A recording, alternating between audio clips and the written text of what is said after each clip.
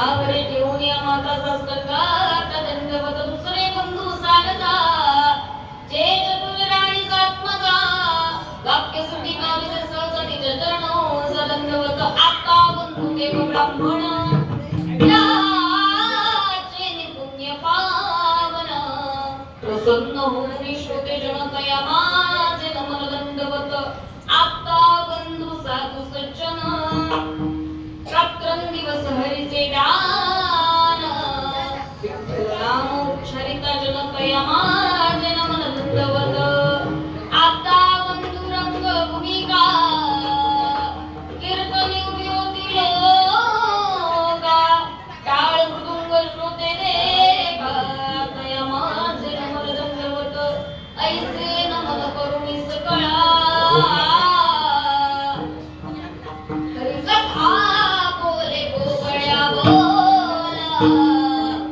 अज्ञान म्हणून आपल्या बाळाचा लगेच कळा म्हणे जयांचे केले स्मरण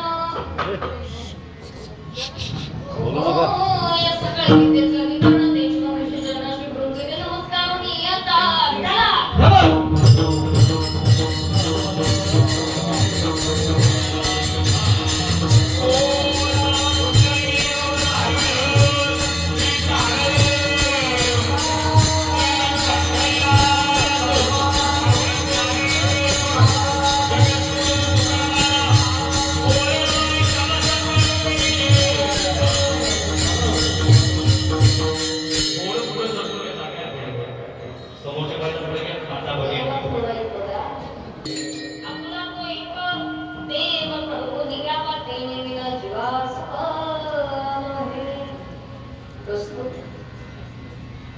कीर्तन रूपी सेवेसाठी निवडलेला आपण बोलोभा गणकायचा पुत्र जिजाई जग कल्याण जगव्यापक विश्व मंगल वारकरी संप्रदायाच्या कळसस्थानी विराजमान झालेले श्रवण काव्य जगगुरु तुकोबाराय आणि या तुकोबारायांचा भगवंत कोण आहे, भगवंताचं अस्तित्व काय आहे, भगवंताचं आपल्या जीवनामध्ये स्थान काय आहे किंवा आपण त्या भगवंताला आपल्या जीवनामध्ये इतकं महत्त्वाचं का स्थान देतो त्याचा सारासा विचार करणारा आजचा अवतार आपल्या सेवेसाठी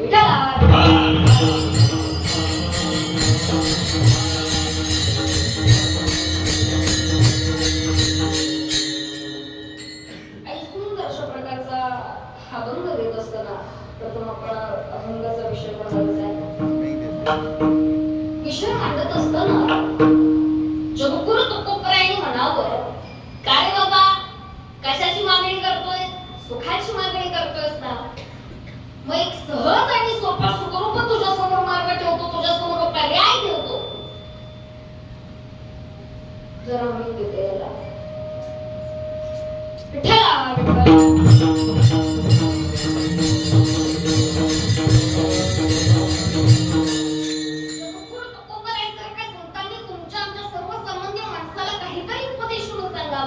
आणि त्या उपदेशातून आपला काहीतरी फायदा व्हावा, आपल्याला काहीतरी लाभ मिळावा या दृष्टिकोनातून आपण सर्वांनी आजचं कीर्तन, आजचं चिंतन, कान, मन, धन सगळं एकवटून इथं ऐकायचं.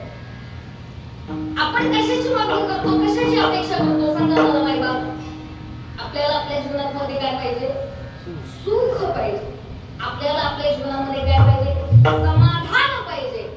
आपल्याला आपल्या जीवनामध्ये शांती पाहिजे. कोण आता या सगळ्या हसल्या शांती जीवाला, आत्माला जी प्राप्त हवी असते, सुखाची जी झोप लागते, थोडक्यात सांगायचं म्हणजे आपलं मन स्थिर असतं, आपलं अंतःकरण शुद्ध असतं आणि आपलं चित्त थाऱ्यावर असतं, त्याला म्हणतात शांती. ती प्रत्येकाला प्रत्येकाच्या जीवनामध्ये पाहिजे. मग ज्या वेळेला तुकोबारासारख्या संतांना कळलं, एक दृष्टिपेकन टाकला, सर्वसामान्य माणसाचा विचार करून त्यांच्या लक्षात आलं अरे बाबा हे तर सुखाची अपेक्षा करतायत, पण सुखाची अपेक्षा करत असताना होतंय काय, गोंधळ कुठं होतंय, तर हे सुख देवाकडे न मागता, देवाकडे न शोधता काय करतात, संसारामध्ये सुख शोधतात. आता आपल्याला तिथं जाणं गरजेचं आहे.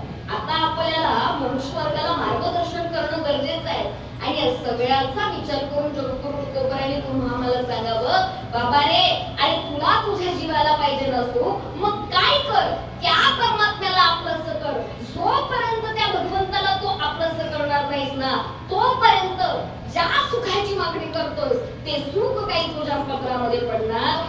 आणि म्हणून अभंगाच्या प्रथम चरणामध्ये सांगतात, आपुला तो एक देव करुणी ते नेमिन जीवा.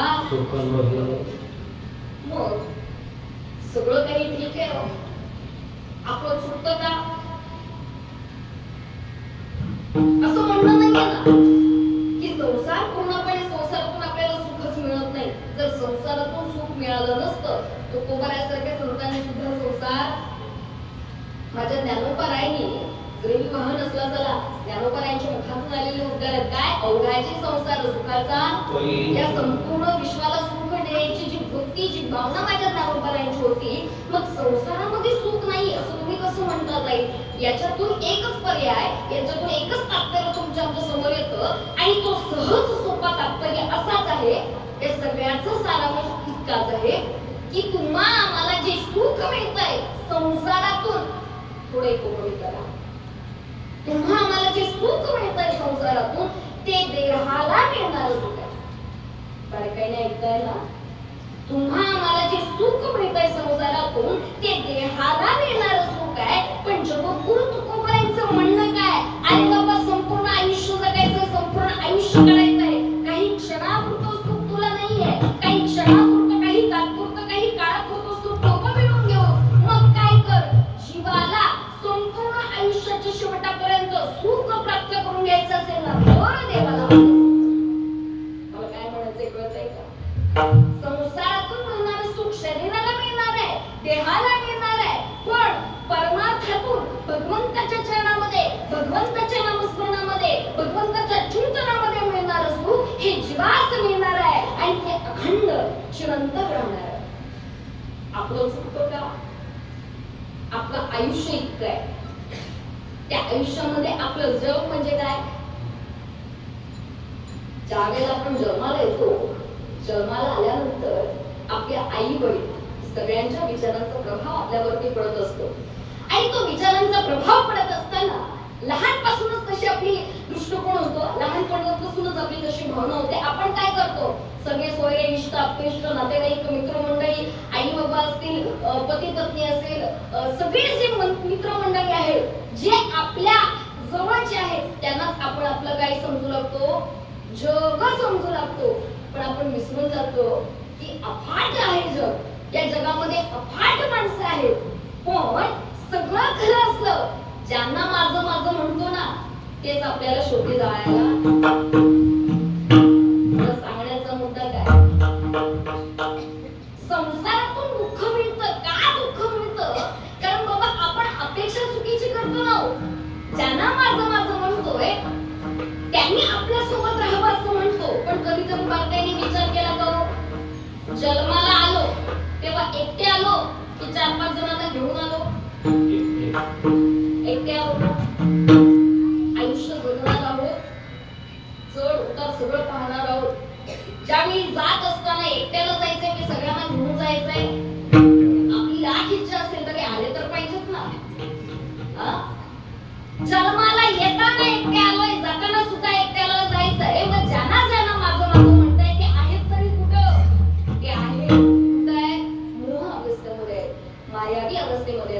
अगदी सहज तुमच्या डोळ्यासमोर उदाहरण आहे. मला सांगा, सुंदर अशा प्रकारचा कार्यक्रम आहे, सुंदर अशा प्रकारचा उत्सव सोहळा इथे पार पडतोय कर्नाटकालीमध्ये आणि हे सगळं सुरू असताना विठ्ठल रुक्माईचं हे भव्य दिव्य मंदिर आहे. संपूर्ण हा जो धर्ममंडप आहे, हा धर्ममंडप सुंदर अशा प्रकारच्या रोषणाईने सजवलेला आहे. मला सांगा, 2-3 दिवसाचा किंवा 1-1.5 दिवसाचा, किती दिवसाचा कार्यक्रम आहे? 1.5 दिवसाचा ना, 1.5 दिवसाचा कार्यक्रम आहे. या 1.5 दिवसाच्या कार्यक्रमासाठी सुंदर अशा प्रकारची रोषणाई आहे, सुंदर अशा प्रकारचा मंडप उभारलेला आहे, सुंदर अशा प्रकारचं कार्यक्रमाचं आयोजन केलेलं आहे. मला सांगा, या 1.5 दिवसा व्यतिरिक्त इथं रोषणाई असते का? बोला ना, असते का? कार्यक्रमाच्या अगोदर नव्हती, कार्यक्रमानंतर सुद्धा काढून देऊन टाकणार आहोत. 1.5 दिवसापुरती आहे ना. मला सांगायचा मुद्दा इतकाच आहे, आपल्या जे आयुष्यामध्ये जे माझं म्हणतोय ना, ते काही काळापुरते तो आधी सुद्धा नव्हते आणि नंतर सुद्धा नसणार आहे. असणार आहे ते काय, ते फक्त आणि फक्त दुःख. का दुःख? कारण अपेक्षा चुकीच्या करतो, भावना चुकीच्या आपल्या असतात आणि त्यामुळे संसाराचं वर्णन करत असताना जगद्गुरु तुकोबरायांनी म्हणावं, अरे बाबानो, अरे वेड्यानो, ज्या संसारामध्ये सुख शोधताय ना, तो संसार काय आहे तर दुःखाचा जनक आहे. यरती माईके दुःखाची जनकी, नाही कधी अंती अवसान. मग काय करा? समोर अडचण आलेली आहे, समोर संकट आलेलं आहे. याच्यातून मार्ग दाखवणारे कोण असतात? संत असतात. याच्यातून मार्ग, आपल्याला एखादं संकट आलं, आपल्या आयुष्यात एखादं काहीतरी मोठं संकट आलं असेल, दुःख असेल, या दुःखातून बाहेर काढणारे एकतर आई बाबा असतात, नाहीतर कोण असतात? संत असतात.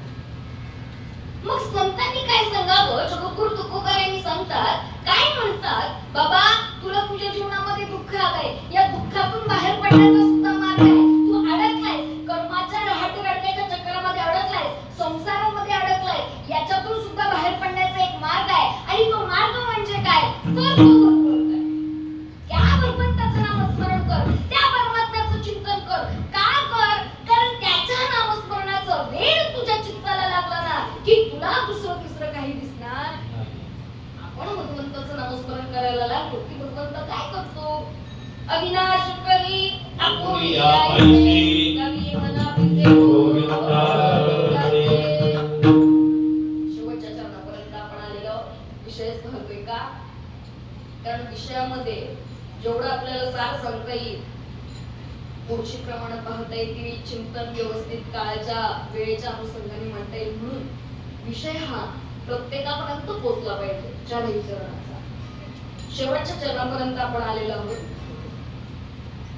शेवटचे चरण म्हणजे घरी घेऊन जाण्यासारखं एक जीवनाचं सार जगद्गुरु तुकोबरायांसारखे संतांनी आपल्या समोर ठेवावं. आणि ज्या वेळेला सगळं संत मायबाप आपल्या जीवनाचं सार सांगतात ना, तेव्हा तंतोतंत आपण त्याच्याशी मिळता जुळता करण्याचा प्रयत्न करायचा असतो. का? कारण मनुष्याचा जन्म हा एकदाच मिळत असतो. मनुष्याचा जन्म हा एकदाच मिळत असतो. याच्यानंतर आपल्याला जन्म मिळायची काही शाश्वती आहे का दादा? नाही ना शाश्वती. मग तुकोबरायांनी म्हणावं, अरे बाबा जन्म मिळालाय ना, त्याचं सोनं कर. अरे देवाला आपलंसं करशील, सुख प्राप्त करशील, ठीक आहे. दुःखातून बाहेर पडशील, ठीक आहे. भगवंताचं नामस्मरण करून त्याचं चित्त आणि तुझ्या मनाला जडवशील, ठीक आहे. अरे पण माणूस आहेस ना, तर माणूस म्हणून जगायला असेल. कोण असायचा आवाज बरं मला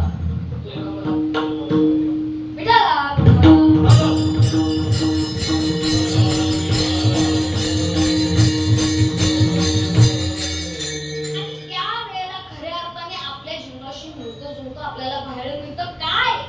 माणूस म्हणून जगायला शिक. का माणूस म्हणून जगायला शिक? कारण तुला मिळालेला जन्म हा एकदाच आहे बाबा.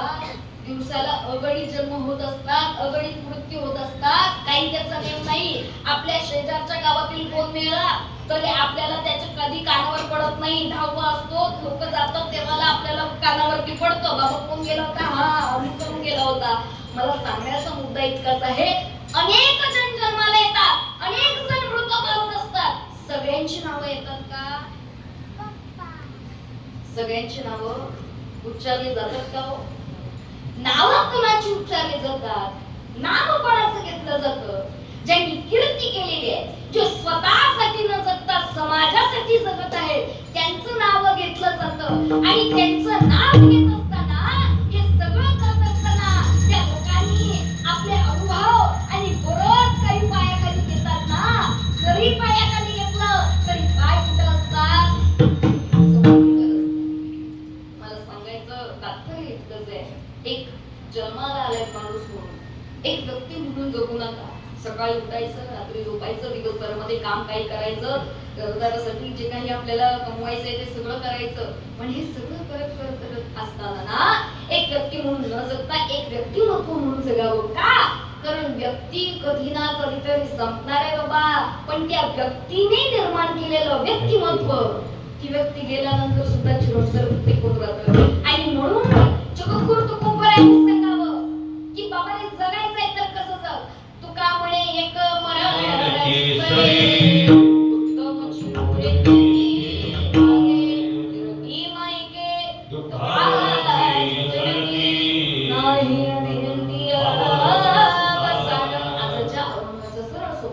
तुम्हाला आणि मला समजण्यासारखा तुमच्या समवेत मांडलेला आहे.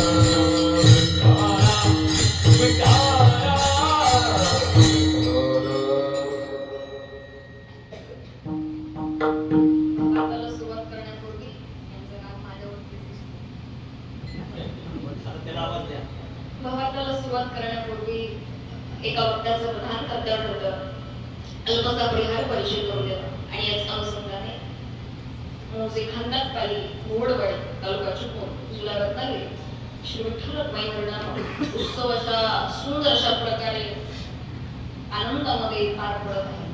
आणि तरी सुद्धा 1.5 दिवसाचा सुंदर अशा प्रकारचा कार्यक्रमाचा आयोजन करण्यात आलेलं आहे. संपूर्ण जी मंडळी आहेत, संपूर्ण कार्यक्रमाचे आयोजक, नियोजक, संयोजक सर्वांचे एकदा मनापासून आभार मानते. संपूर्ण या कार्यक्रमाची नियोजन करणारे सगळे मित्रमंडळ असतील, महिला मंडळ असतील, ग्रामस्थ मंडळ असतील, कमिटी मंडळ असतील, सर्वांचे एकदा मनापासून आभार मानते. आणि ज्यांच्या माध्यमातून इथे येण्याचं योगाला ते अशोक प्रकाश हार्दिक बरोबर का.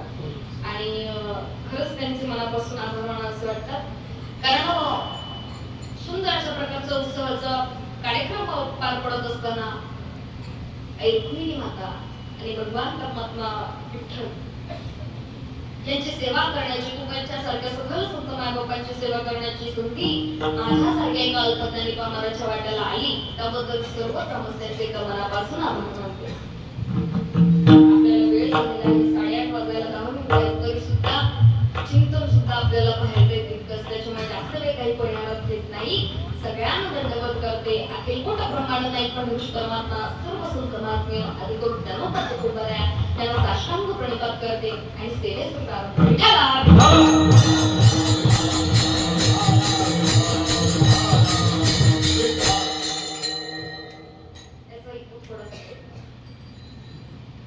ते म्हणत असतील इको कमी करा, वाढवा, काय चाललंय काय. भावार्थाला सुरुवात करत असताना आजचा अभंग भगवंतावरती आधारित आहे आणि सुखावरती आधारित आहे. अगदी सरळ सरळ पाहायचं झालं तर एका बाजूला भगवंत आणि एका बाजूला सुख. देव आणि सुख हे डोळ्यासमोर 2 मुद्दे ठेवलेत ना की आजचा अभंग थोडक्यात आपल्याला समजण्यासारखं आहे. अगदी सोप्या भाषेमध्ये करून सांगायचं झालं, नरसंग मुलीला म्हणतं कारलं आपल्या डोळ्यासमोर ठेवलं की आपल्याला काय आठवतो? बोला ना, जेवण करताना आपण सगळेच करतो.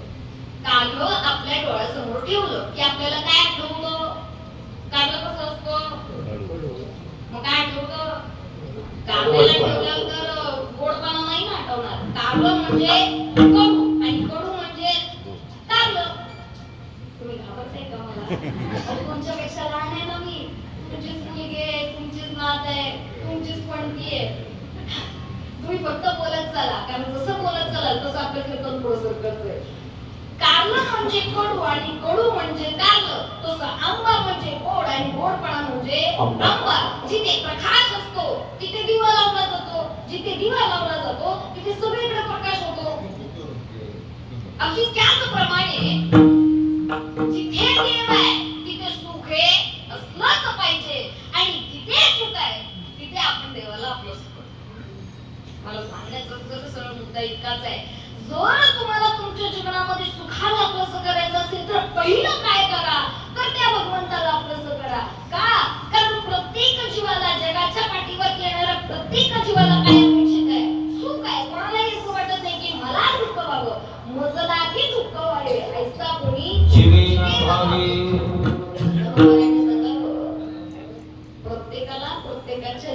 आपल्याला सुखाची अपेक्षा आहे, तो सुखाची अपेक्षा करत असताना आपण सुख कुठं शोधतोय याच्याकडे सर्व आपलं लक्ष केंद्रित केलं जातं. आणि सगळं लक्ष केंद्रित केलं असताना मुद्दा असा होतो आपण शोधतोय भलतीकडं आणि सुख आहे एकीकडं. पण जगद्गुरु तुकोबाराच्या सरळ सरळ असं सांगतात ना, काय करा भगवंताला आपलंसं करा. पण कोणत्या भगवंताला आपलंसं करा? परखडपणे सांगलेलं आहे, आपला तो एक, तो एक, एकच. अनेक नाही बरं का. आपल्या हिंदू धर्मामध्ये किती देवता मानल्या जातात? 33 कोटी. 33 कोटी असं म्हटलं जातं. खरं शास्त्राचं सांगतं हे रुद्र नित्यानंद भगवान साध्या घरे अश्विनी देव विश्वदेव विभवे वायुनी 12 रुद्र 11 आदित्य 8 वस्तू आणि 2 किती संख्या होते? 12 रुद्र 11 आदित्य 8 वस्तू आणि 2 अश्विनी कुमार किती संख्या होते? घरी जाऊन सविस्तर त्याचं जी काही बेरीज असेल ती करा. पण माझ्या अनुषंगाने माझ्या बुद्धीच्या अनुषंगाने त्याची संख्या ही 33 होत असते आणि 33 ही कोटी मानली जाते. आणि म्हणून आपल्या हिंदू धर्मामध्ये 33 कोटी प्रकारचे देवता आहेत. मग या 33 कोटी देवतांमधल्या कोणत्या देवाला आपलंसं करायचं? पण जगद्गुरु तुकोबाराय भगवंताला आपलंसं करण्यापूर्वी आपल्या समोर म्हणतात, काय म्हणतात? अरे बाबा अगदी परखड उत्तर पहा. काय पहा? अरे तो स्वतः देव सुखरूप आहे का हे तरी बघ ना. तुला काय पाहिजे? सुख पाहिजे. तू सुखासाठी काय भगवंताला आपलंसं करायला निघालेस ना? मग तो भगवंत, तो देव ज्याला तू आपलंसं करणार आहे, ज्याचं चिंतन करणार आहे, ज्याला सर्व भावाने पूजणार आहे, तो भगवंत पहिला आपलंसं करण्यापूर्वी तो स्वतः सुखरूप आहे का हे पाहायला पाहिजे. आणि त्यानंतर तू त्याला आपलंसं कर. मग जगद्गुरु तुकोबारायांनी सांगावं, अरे या जगाच्या पाठीवर कोण सुखरूप आहे? सुखरूप आहे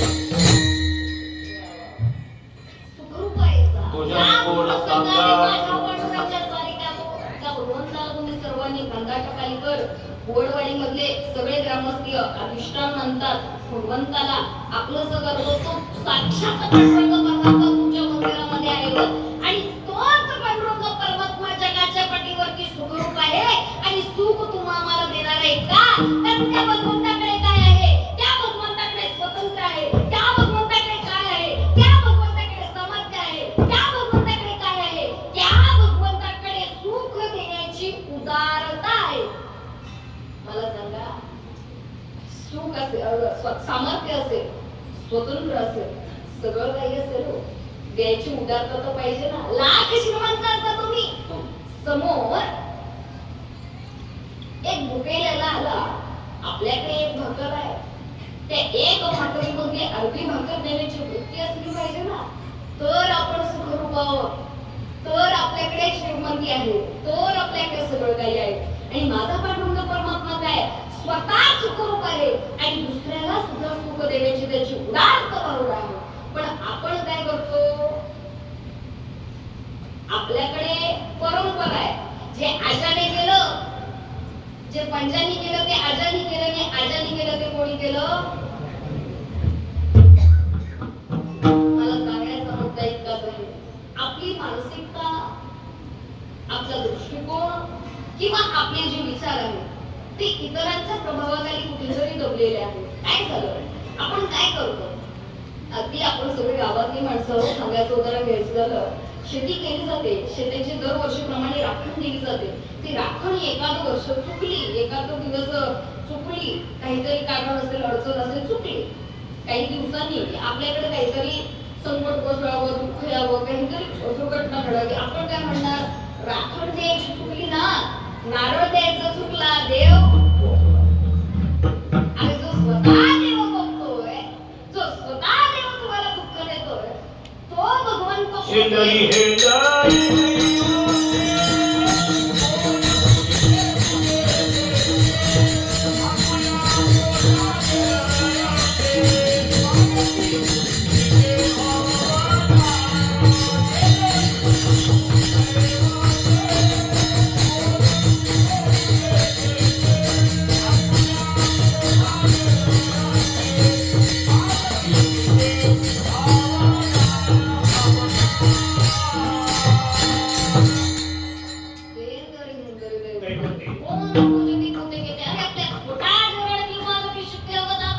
जे आपलं पोट भरण्यासाठी काही करू शकतात, अंधश्रद्धा पसरवतात, त्या देवाला आपलं असं करून ते आपल्याला सुखरूप देणार आहेत का?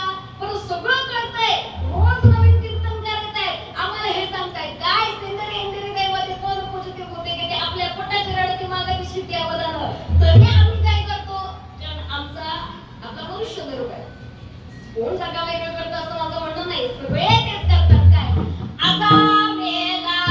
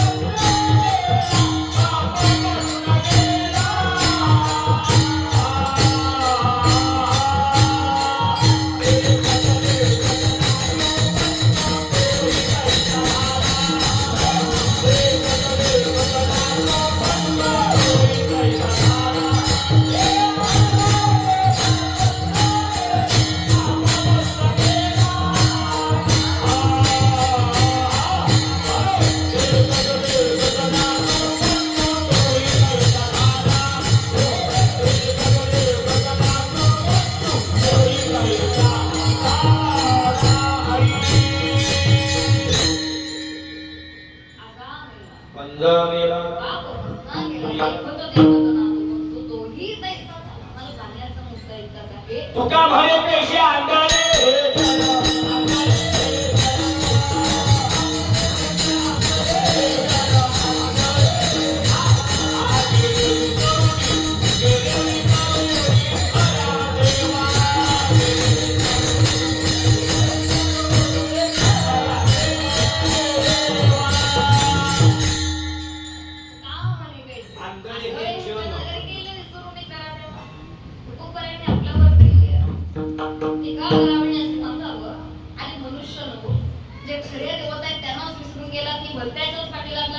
भलत्याच्याच पाठी लागलात म्हणजे काय?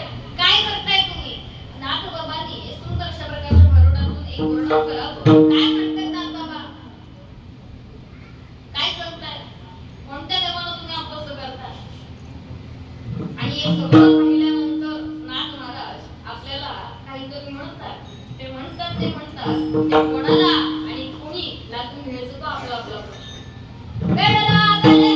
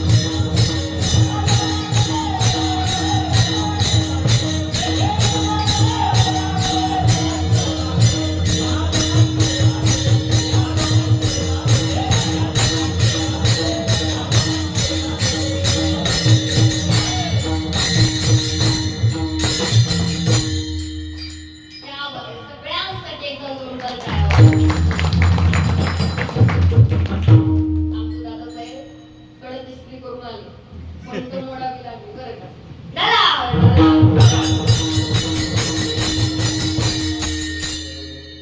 जरी वेळ म्हटलं असलं तरी वेळ असले तरी आपलीच लेकरं आहेत ना. काहीतरी उपाय सांगावा लागतो. उपाय सांगितलं काय बरं ठीक आहे. आतापर्यंत वेळेपणा केला याच्या पुढे सुधारा का. कारण सगळं संत मायबाप अशाच वृत्तीचे असतात. काय आतापर्यंत जेवढ्या चुका केल्या त्या चुका विसरून पुन्हा नव्याने सुरुवात करावी हे आपल्याला पदोपदी सांगत असतात. मला सांगा सगळे मोबाईल वापरतात ना. बोला. त्या मोबाईल मध्ये डिलीट नावाचा एक ऑप्शन असतो. ते डिलीट केल्यानंतर पूर्ण निघून जातं. निघाल्यानंतर आपल्याला पुन्हा काहीतरी तिथे टाकता येतं. अगदी त्याचप्रमाणे आयुष्यात सुद्धा डिलीट नावाचा ऑप्शन असावा का, पर्याय असावा का. आपण केलेल्या चुका मिटवता सुद्धा आल्या पाहिजेत आणि मिटवल्यानंतर त्याच्या सुधारणा सुद्धा करता आली पाहिजे. काही काही गोष्टीतून आपल्याला चांगलं सुद्धा घेण्यासारखं आहे ना. आपण काय घेतो हे आपल्यावरती अवलंबून आहे. सगळं ठीक आहे. वेळ म्हणतात मग नाथ महाराज काय करावं आम्ही, कुठल्या देवाला आपलं करावं. अहो करा ना. कुठल्या देवाला काय म्हणताय.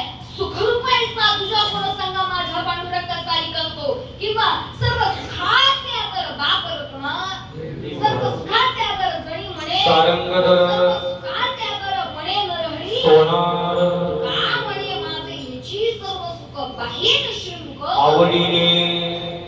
सुख कुठे आहे भगवंताच्या चरणात आहे. सुख कुठे आहे भगवंताच्या मुखामध्ये आहे. सुख कुठे आहे भगवंताच्या नामस्मरणामध्ये आहे. सुख कुठे आहे भगवंताचं चिंतन श्रवण करण्यामध्ये आहे. कारण तो स्वतः भगवान परमात्मा सर्व अंगाने सुखरूप आहे. ज्या वेळेला तुम्हाला तुमच्या जीवाचं सुख पाहिजे काय करा. अभंगाचा प्रश्न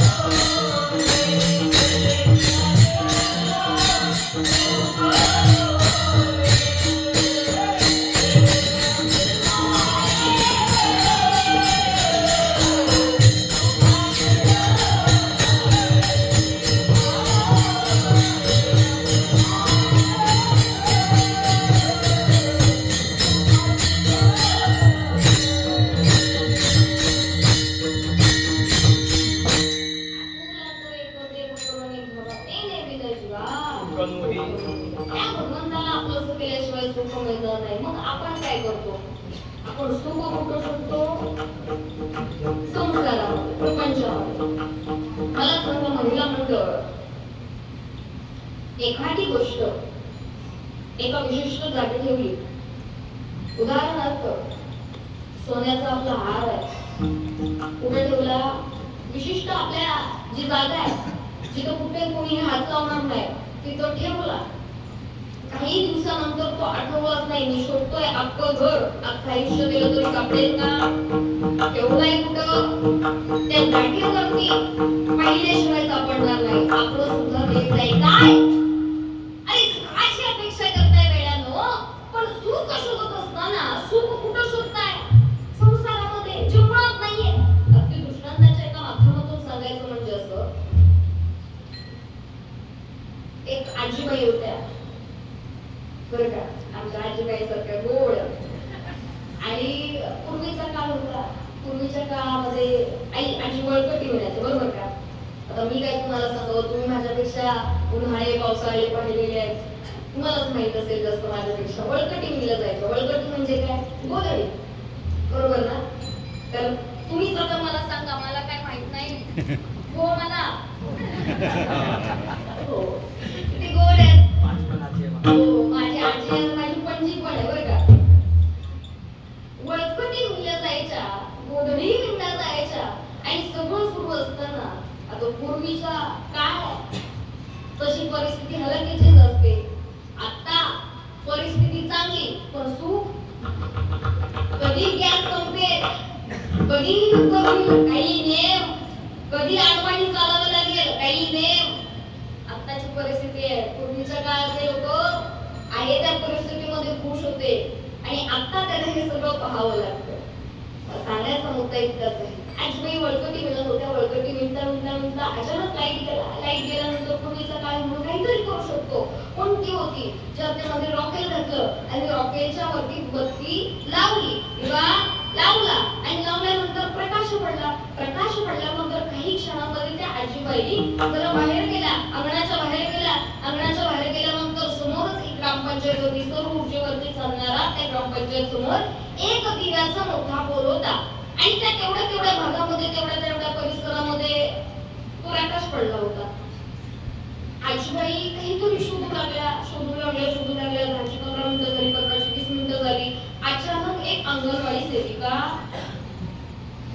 अंगणवाडीच्या नाही आपल्या दृष्टांतामधल्या अंगणवाडी सेविका आल्या आणि त्यांनी विचारलं, आजीबाई अहो रात्र झाले, लाईट गेली लोकांच्या घरातली, काय शोधताय?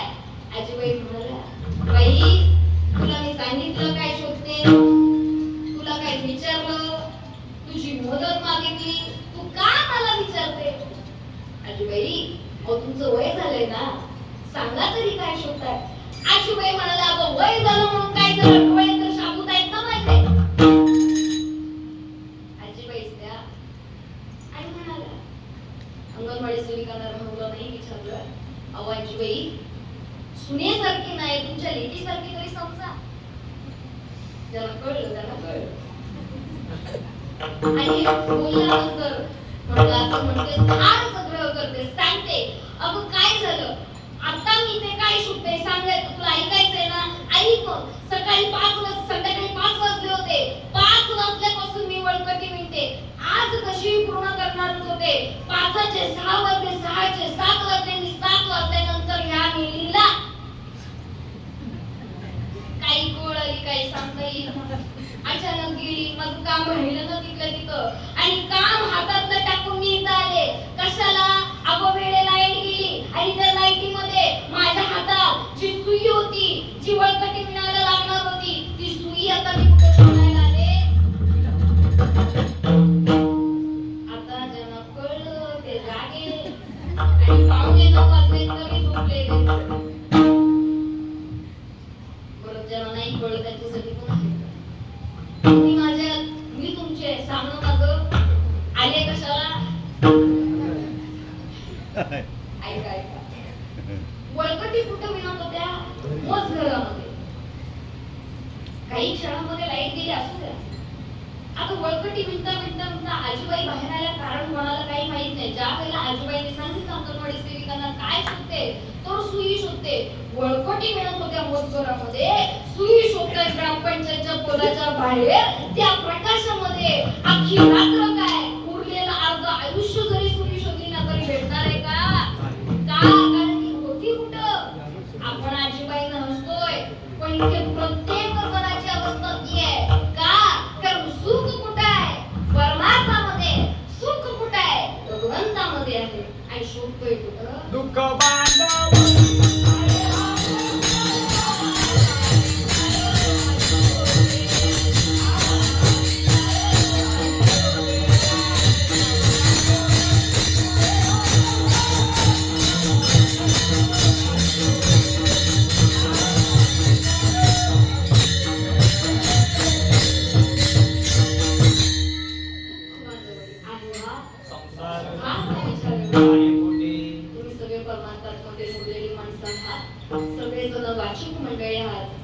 जण कीर्तन श्रवण करणारी मंडळी मला सांगावंसं इतकंच वाटतं, सुख आहे कुठं परमार्थामध्ये आहे बाबा. आपण शोधतोय कुठं संसारामध्ये. काही झालं तरी भेटणार नाही. का भेटणार नाही? कारण संसार कसा आहे, दुःखाचं जनक आहे. का दुःखाचं जनक आहे याच्या पाठीमागे सुद्धा कारण आहेत ना. आपण ज्यांना ज्यांना माझं माझं म्हणतो ते आपले होत नाही ही गोष्ट नव्हल. अरे प्रभू श्री रामचंद्रांचे पिता दशरथ मुलं होती. मुलं असताना सुद्धा सर्व संपत्ती होती, गडगंज संपत्ती होती, सगळं ऐश्वर्य होतं. पण मृत्यूच्या वेळेला कोण होतं का जवळ? द्रौपदीला 5 पती होते. 1 नाही 2 नाही 5 पती होते. सिंहासारखे पती होते, कर्तृत्ववान पती होते, एक शूर योद्धापती होते. आणि सगळं असताना ज्या वेळेला द्रौपदीचं वस्त्रहरण झालं ना, त्या वेळेला त्या 5ही पतीची मान खाली घातलेली आहे. जीवाच्या आकांताने पाहते कोणीतरी वाचवायला येईल. अरे भर तुझे मध्ये आबरू लुटली जाते. कोणीतरी आता मला वाचवायला येईल. आरडाओरडा करतील, स्वामी स्वामी अहो या वाचवायला. बोलावं का? आला तो भगवंता भगवान परमात्मा आला. मला सांगण्याचा मुद्दा इतका झाले, ज्या वेळेला आपण संकटात असतो, ज्या वेळेला एकटे पडतो, त्या वेळेला त्या भगवंताशिवाय आपल्या आयुष्यामध्ये कोणी येत नाही. आणि जेव्हा तो येतो बाकी कोणी येत नाही, तेव्हा आपल्याला जाणीव होते ज्यांना माझं माझं म्हटलंय ना ते आपले का नाहीये. का? कारण काय? कारण ते दाखवून देतात. ती मोह अवस्था आहे, ती मायाची अवस्था आहे. आणि जितकं जितकं माझं माझं म्हणाल ना तितकं लोक आपल्याकडून लांबून जातील. कारण संसार कसा आहे, त्या संसारामध्ये कोणी कोणाचं आहे नाही रे.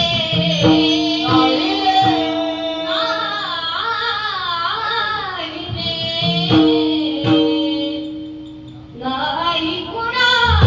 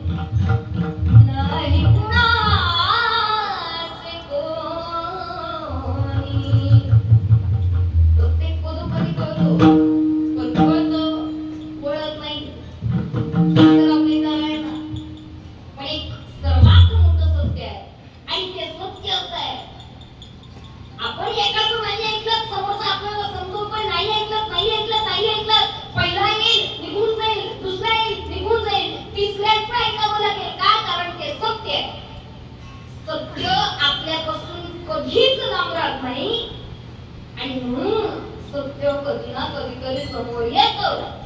आपल्याला कोणतरी येतो, कान पिळून जातो आणि त्यावेळेला आपले डोळे परखडपणे उघडत असतात. हे जरी नाही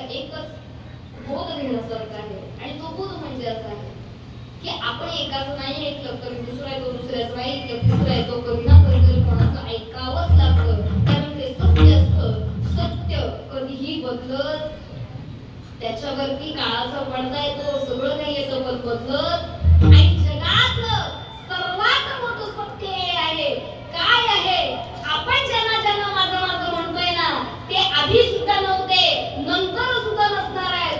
आपणच मेल्यावरती म्हणणार आहे त्याला कधी जाळायचं. जाळणारे सुद्धा आपलेच, खांदा देणारे सुद्धा, रडणारे सुद्धा, बारावं करणारे सुद्धा, आणि आपलेच आपला खाली करतात.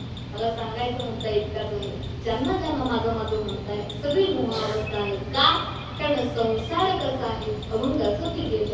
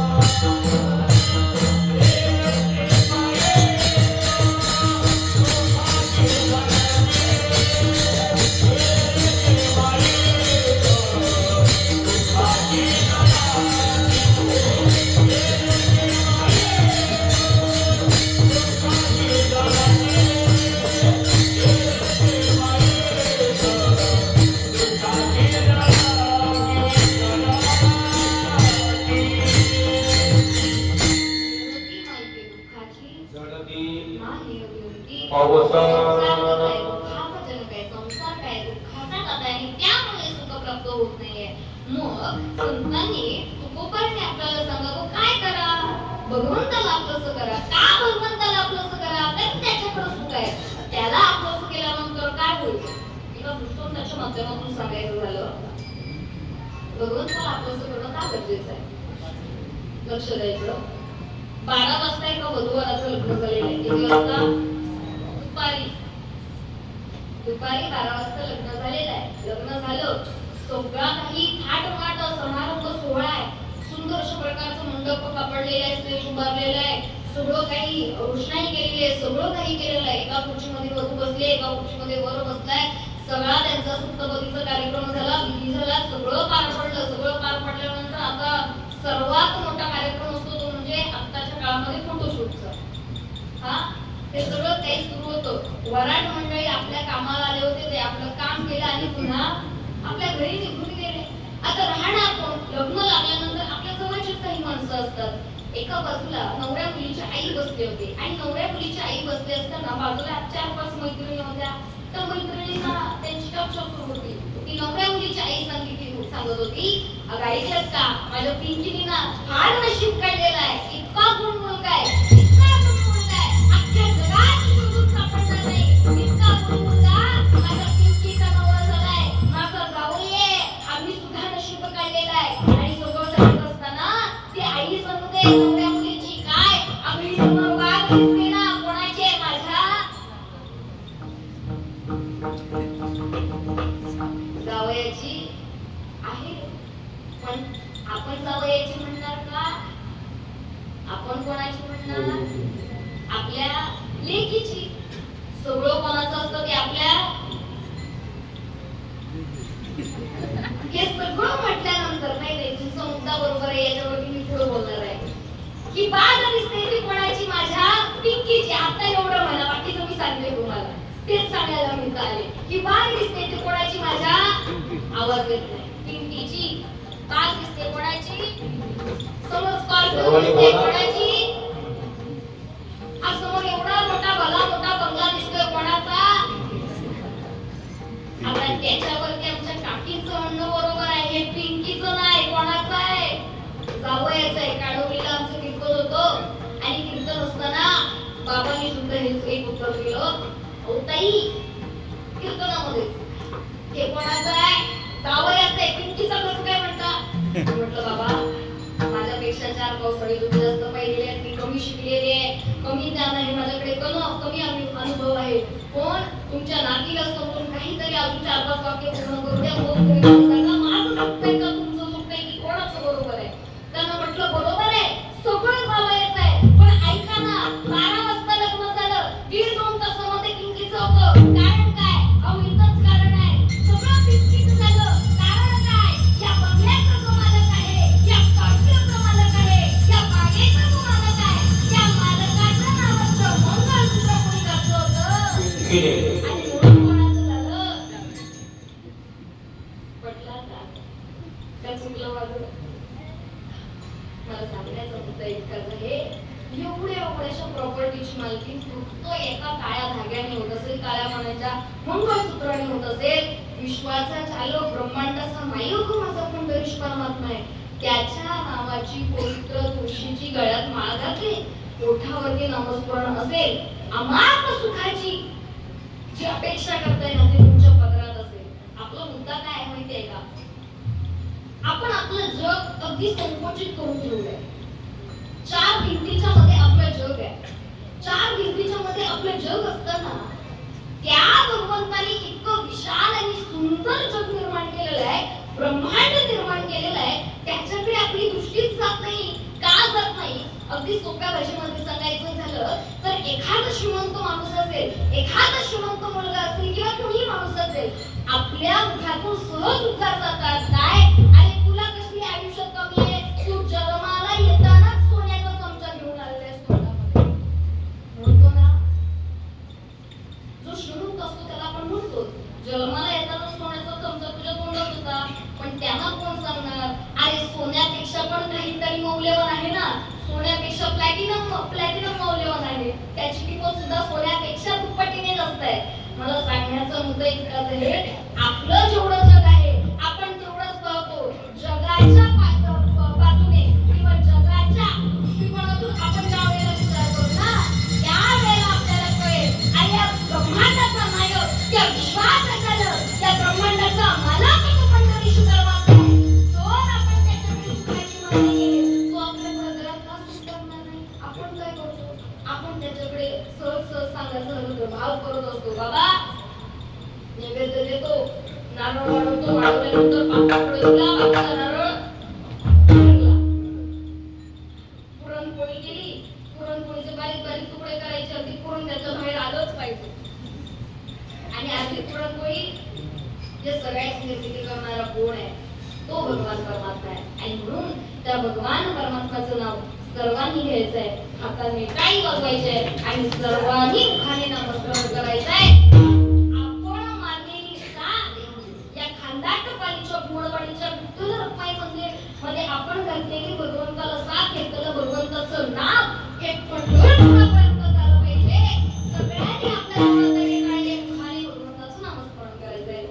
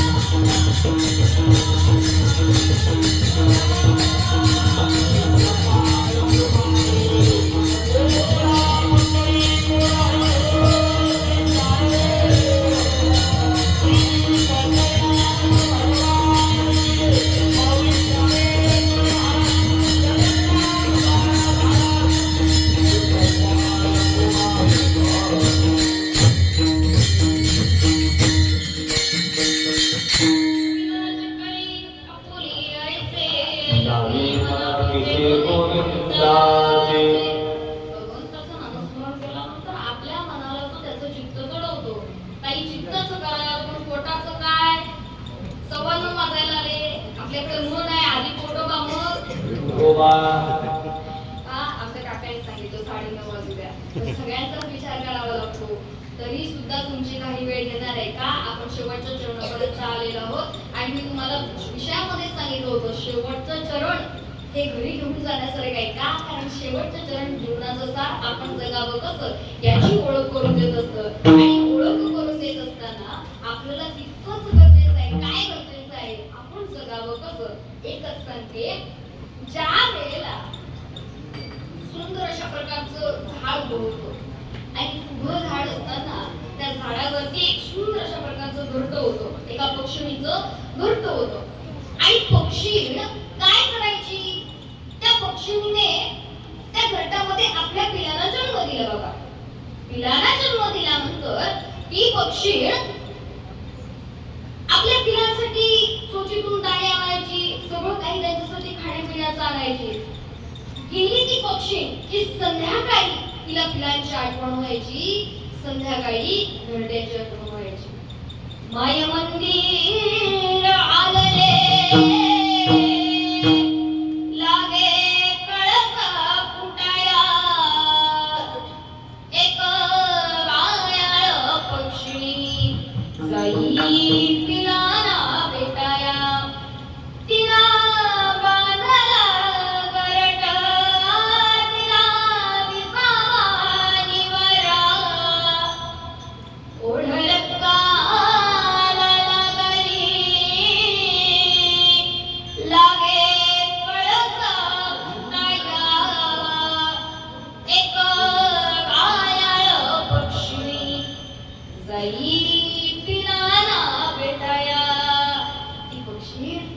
संध्याकाळ झाली की वाट पाहायची, कधी एकदा जाते, कधी आपल्या पिलांना भेटते, कधी एकदा पिलांना खाऊ सुरू करते. आणि ती पक्षी घरट्यात आल्यानंतर दिवसामागून दिवस होत गेले, दिवसामागून दिवस चालले की पिलं आता मोठी मोठी होऊ लागली बाबा. आणि पिलं मोठी मोठी होऊ लागली असताना पिलांच्या पंखामध्ये बळ आलेला आहे, पिलांना चालता येतंय, पिलांना उडता येतंय. एक दिवशी ती सगळी पिलं अचानक आकाशामध्ये उंच गिरट्या घेऊ लागले. एक दिवशी ती पिलं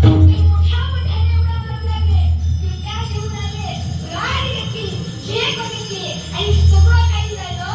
पक्षीनं मात्र पिलांकडे एकटक पाहते. आपली पिलं कुठपर्यंत वरपर्यंत जात आहे, किती उंचीपर्यंत जात आहे हे पाहते. आणि मला सांगण्याचा मुद्दा इतकाच आहे, जोपर्यंत उडता येत नव्हतं, जोपर्यंत झेप देता येत नव्हती, तोपर्यंत ज्या घरट्याने आपल्याला आसरा दिला, ज्या आईने आपल्याला भरवलंय, त्या आईचे कधी गुण विसरून जातील का? मला सांगण्याचा मुद्दा इतकाच आहे, यश कमवाल, संपत्ती कमवाल, ऐश्वर्य कमवाल आणि सगळं कराल, आणि पण ज्या भगवंतामुळे आपल्याला जन्म मिळालेला आहे त्याची ऋण कधी विसरून जातील का हो? आणि म्हणून काय करा, एक व्यक्तिमत्व म्हणून जगा. व्यक्तिमत्व म्हणजे काय हो? आणि कर्तृत्व, जीवन जगावं कोणासारखं? छत्रपती शिवाजी महाराजांसारखं जीवन जगावं. शिवाजीचं जीवन जगावं होतं. धर्मवीर धर्मराज सुभाष महाराजांसारखं जीवन जगावं.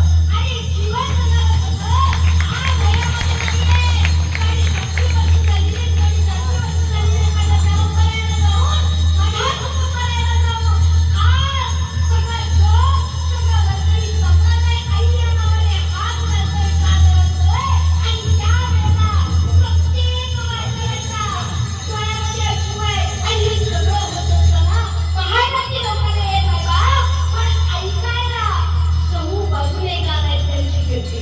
मला सांगायचं मुद्दा इतकाच आहे, जीवन जगावं कोणासारखं? या सर्व महात्म्यांसारखं जगावं. या सगळ्याचा उगम होतो तो कुठून?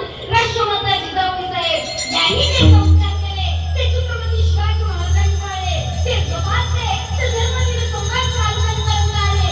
शिकवण असावी कशी? या सगळ्या माता माऊलींसाठी असावी शिकवण. आणि ती शिकवण आज आपल्याला फार उपयुक्त होते का? आत्ताच 19 फेब्रुवारी झाली, 3 एप्रिल शिकवाय झाला. 19 फेब्रुवारीला एक जाणता राजा जन्माला आणि 3 एप्रिलला त्याचा आपल्यातून छत्रपती शिवाजी महाराज 19 फेब्रुवारी 1630, 3 एप्रिल 1676 हा जो काही कालावधी आहे ना, या कालावधीमध्ये छत्रपती शिवाजी महाराजांनी प्रत्येक मराठी माणसाच्या मनामध्ये इतकं बिंबवलंय, इतकं कोरलंय, काय कोरलंय. आणि शेतकऱ्याचा मान सन्मान करणारा या जगाच्या पाठीवरती एकच राजा घडला आहे. आणि त्या राजामुळे हे छत्रपती ओला दुष्काळ पडला, उन्हा दुष्काळ पडला. सगळ्या राजांनी कर्जमाफी नाही दिली. माझ्या राजाचा मुकाबला आलेला उद्धार आहे काय? आणि दुष्काळ पडलाय, काय करायचं शेतकरी राजा? आणि म्हणून सांगावं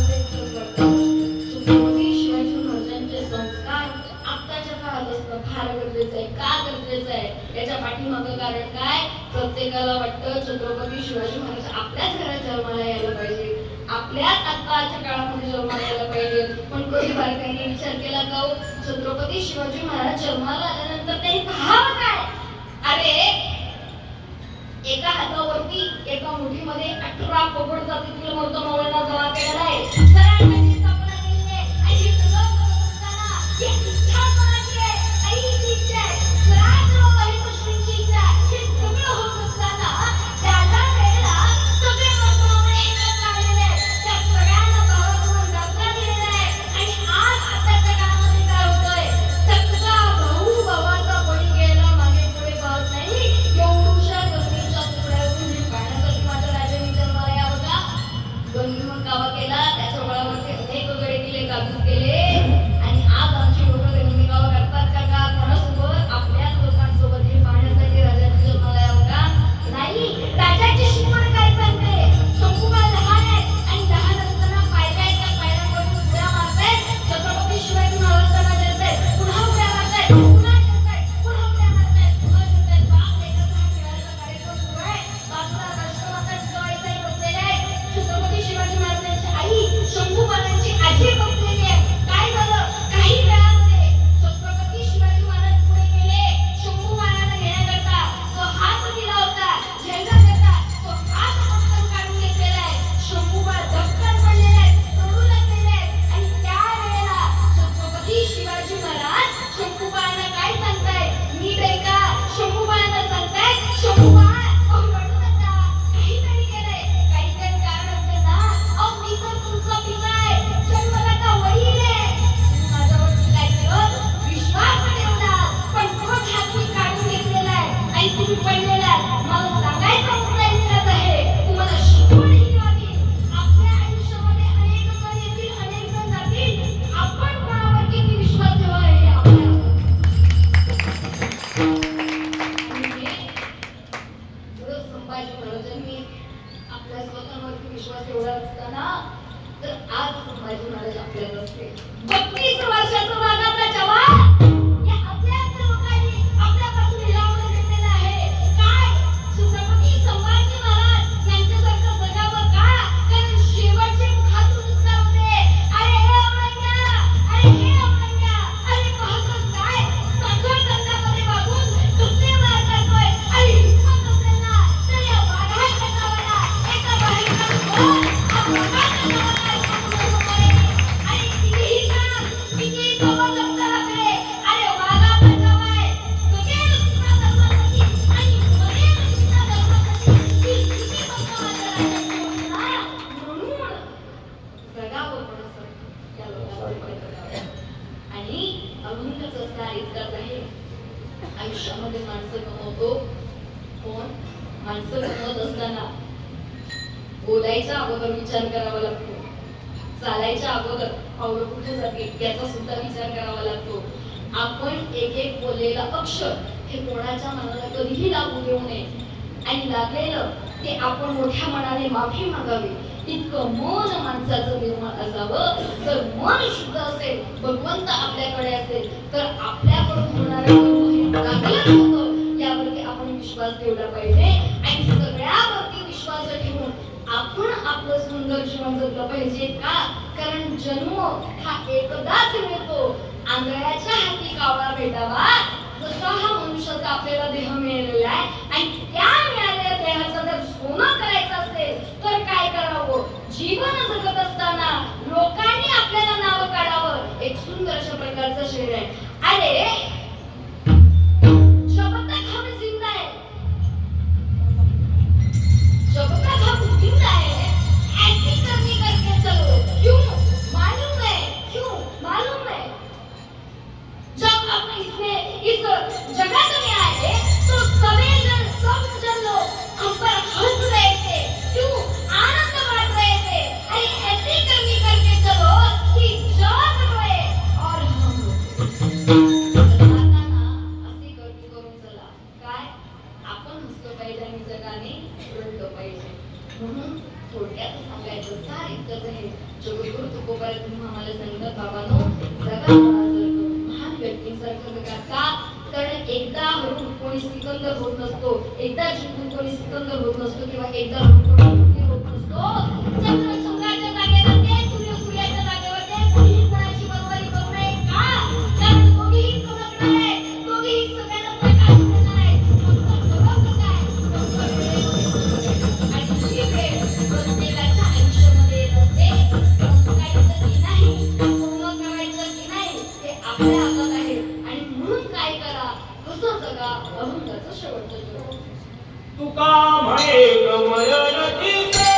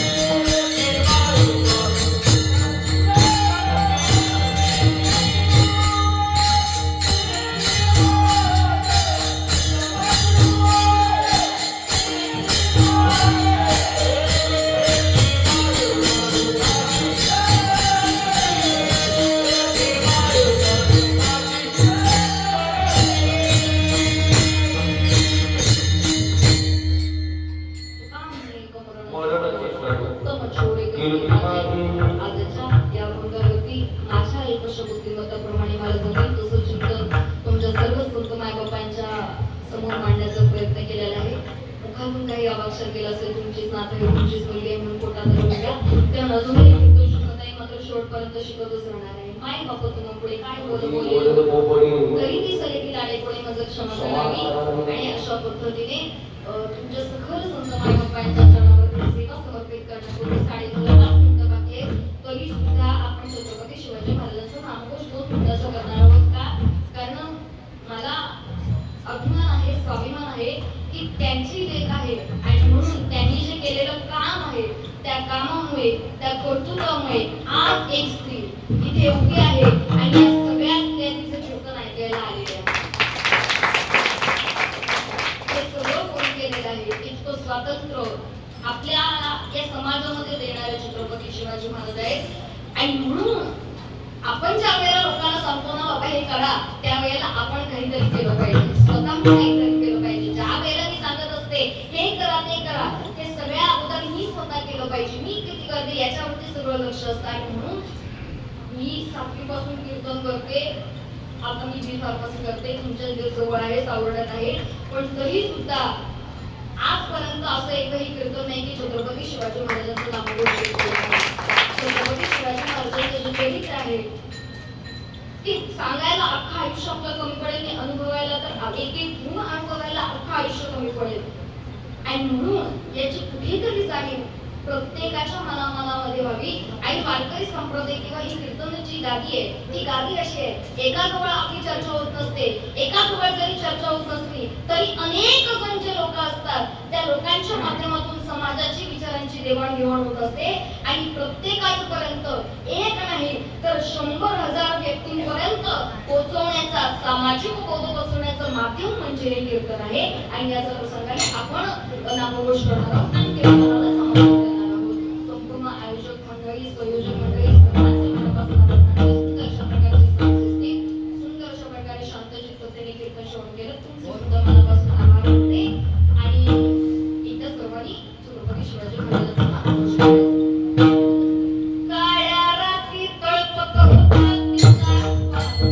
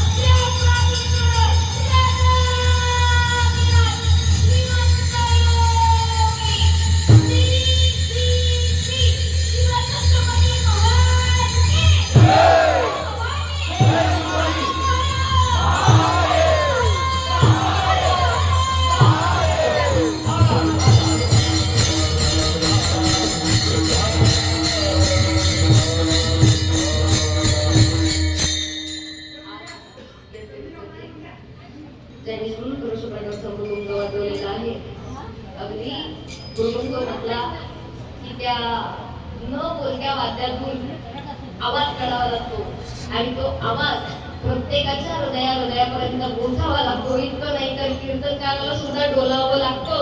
असं सुंदर अशा प्रकारचं होतं वाजवलेलं आहे. त्यांचा जमत होता. सुंदर अशा प्रकारचे जोरदार काय आवाज व्हायचा आहे. जांभळे बाबा असतील, एक भारत असतं, वारकरी संप्रदायाचा जो मुरलेला आवाज असतो तो आपल्याला सुंदर ते सोड. सुंदर अशा प्रकारची साथ दिली आणि आम्हाला सांभाळून घेतलं त्याबद्दल तुमचे एका मनापासून आभार मानते. जोरदार टाळ्या